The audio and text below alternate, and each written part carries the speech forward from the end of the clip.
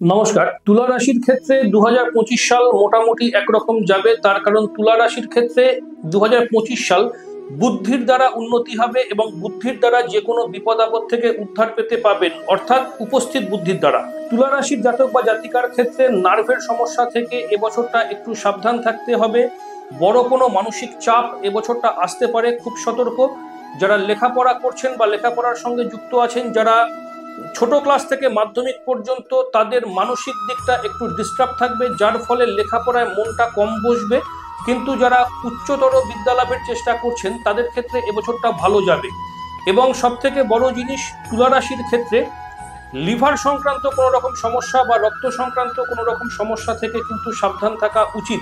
কারণ তুলা রাশির ক্ষেত্রে এবছরটা একদম শুরুতেই অষ্টমে কিন্তু বৃহস্পতি থাকছে এবং এই অষ্টমে বৃহস্পতি পেট, লিভার, রক্ত সংক্রান্ত নানা রকম সমস্যা দেয় এবং স্কিনের প্রবলেম থেকে সতর্ক থাকতে হবে। বুদ্ধির জোরে সব জায়গা থেকেই উদ্ধার পাওয়া যাবে, রোগের বিষয়টা বাদ দিয়ে। রোগের জন্য ডাক্তার।